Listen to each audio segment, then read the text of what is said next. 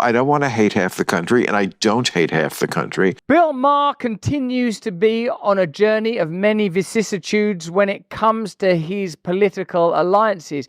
He was once the epitome of the vocal Democrat on TV advocating for Joe Biden. Better a dead Joe Biden than a living Donald Trump, he once said. I have what I call the blue liquid doctrine. Do you know what that is? No. If it's Trump against Biden, I will vote for Biden's head in a jar of blue liquid.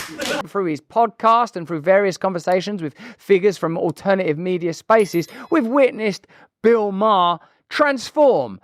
Say that perhaps everything in the pandemic period wasn't exactly as we were told, that maybe mistakes were made, that maybe these endless wars could be inquired into. Well, nevertheless, when it comes to it, Bill Maher still believes that Kamala Harris is going to win the election, and that Donald Trump, like the hosts of The View would believe, is an abomination. There's a lot of people in this country who are tired of the hate and the hating, and I am one of them. I don't want to hate half the country, and I don't hate half the country. I would never vote for Trump, and I think he's an abomination.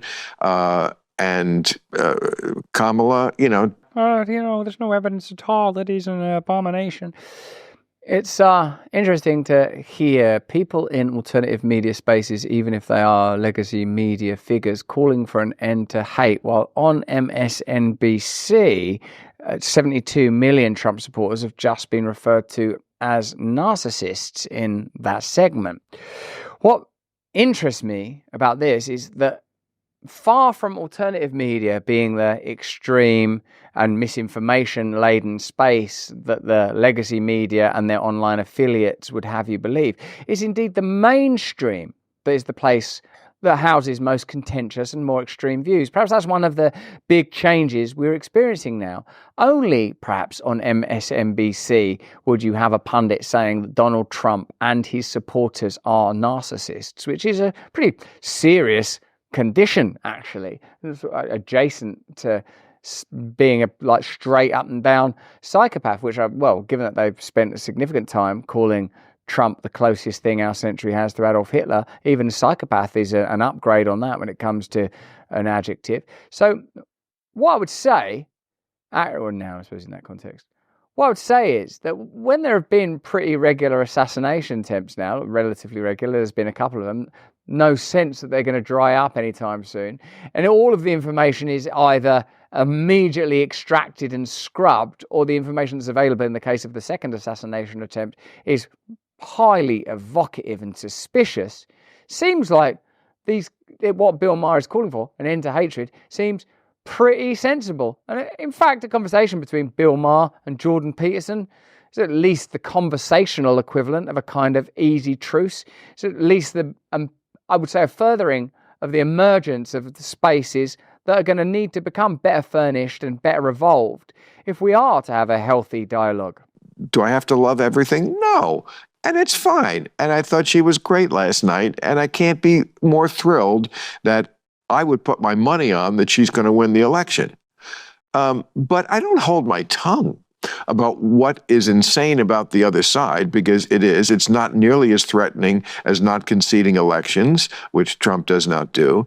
So that's where I am on that. But I also understand that Trump, I think, will go away after this. I think he's kind of finally reached his Joe McCarthy stage where it's like people are tired of it. It just took longer. But Trumpism won't go away. And I would define Trumpism as a fear of the insanity of the far left, which is not completely unjustified. And therefore, anyone is better than that. And Trump proves it because he is that anyone. Isn't that extraordinary? But at this point, what is the information that's permissible? Like, if we want to extract Trump from the conversation because he is the font and cause of all incendiary discourse and all cultural conflict, then what is it that Antony Blinken requires of us? As he suggests, a global censorship campaign to pressure countries into censoring Russian media. Do we want less conversation and more censorship right when it seems that Trump is the candidate, certainly in this election, that is most likely to facilitate peace between Russia and Ukraine. Let's have a look at, in relation to what Bill Maher just said about the sort of climate of hate, there's only one thing that's worse than the cultural climate of hate, and that's nuclear war, the manifestation of hatred.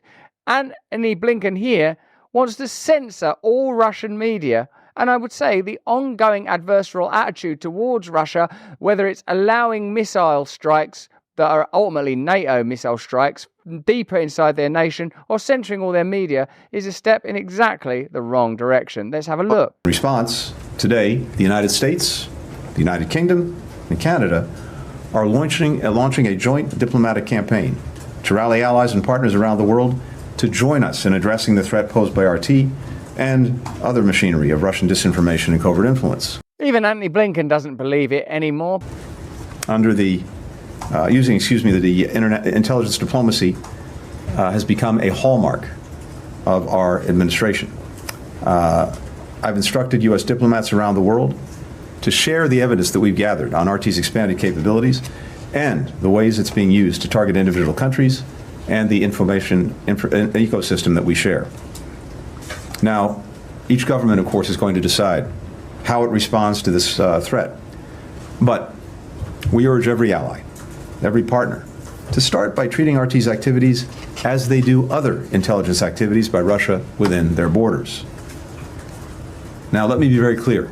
The United States respects and champions freedom of expression. We really champion it when we're endorsing and enforcing global censorship, when we're claiming that we want to bring about cultural and social peace while shutting down half the country and condemning them as narcissists. We believe in peace and open discourse and free speech so strongly that when it comes to legislation and the advancing of our political purview, we can afford to do the exact opposite. So whether or not it's Bill Maher claiming that Trump is a spent political force, that Kamala will win and this will augur a new age, turning off the page. Or it's the American various state departments continuing to ignore the threat of Armageddon. It seems to me that change is required and we cannot trust the current cabal of globalists with that change. But that's just what I think. Why don't you let me know what you think in the comments and the chat? Remember, become an Awaken Wonder to get access to a wide variety of fantastic content. We can't continue to bring you this beautiful content without the support of our partners. 1775 is not normally a date that I hold in high esteem, being a British gentleman and a natural drinker of tea and a natural opposition to your national sovereignty over there in America. As you know, deep down, we still regard you as a colony. Now, Rumble 1775 coffee is a great and different coffee. It's free from pesticides and chemicals and rich in flavor. The beans are sourced from a single high altitude farm in Bolivia. This Bolivian farm only makes coffee, nothing else. It's very, very, very good coffee. Join the coffee revolution today and brew rebellion with Rumble 1775 coffee, even if you are indeed British and hurt by everything that went on during that very dark year for Her Majesty the Queen. Go to 1775coffee.com/brand and use the code BRAND to get 15% off your order. Support Rumble and support freedom of speech. And remember, you should consider getting Rumble Premium so you can have a better experience of Rumble. I can smell this stuff. I'm actually addicted to coffee, so it's like quite an easy thing to get me to advertise.